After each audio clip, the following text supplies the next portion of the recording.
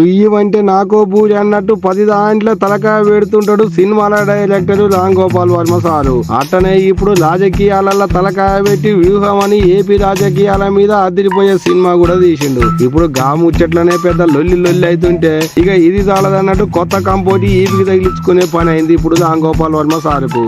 ఇక నడుమ నాడు వ్యూహం సినిమా మీద పెద్ద మీటింగ్ పెట్టి మీటింగ్ లో మాట్లాడుకుంటా పవన్ కళ్యాణ్ సార్ ముచ్చట్లకు వచ్చేసరికి పవన్ కళ్యాణ్ కంటే తెలంగాణలో ఇండిపెండెంట్ గా పోటీ చేసిన బజలక్కే జనంత నయం అన్నట్టే బజలక్క పేరును మైకులో పలికిండు రామ్ గోపాల్ వర్మ సారు. అంతేకాదు ఊరి పేరు లేని ఆడపిల్ల బజలను కాసుకునే ఒక ఆడపిల్ల బజలక్క అని పేరు పెట్టుకొని మా ఫేమస్ అయింది, మస్తు పాపులర్ అయింది.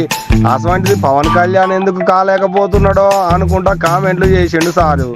ఇక ఇప్పుడు మాటలు విన్నాక మరి బజలక్క అదే శిరీషకు ఎంత నారాజు అయిందో మనసు ఎంత బాధపడ్డదో ఏమో గాని నన్ను ఇట్లా కించపరుస్తాడా అని మహిళా సంఘంలో కేసు వేసిందట.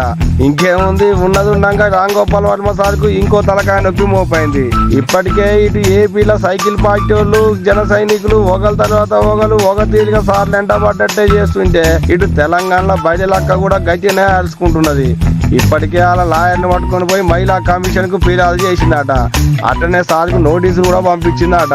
మరిగా నోటీసులు సార్ దానిక పోయినాయా పోలేదా అనేది అడ్డంగా ముచ్చట గాని మొత్తానికైతే రామ్ గోపాల్ వర్మ సార్ గాలికి పోయే కంపెనీ ఈపికి తగిలించుకున్నట్టే చేస్తున్నాడు ఈ నడుమ అనుకుంటా కామెంట్లు రాసుకొస్తున్నారు నెట్ అన్నలు.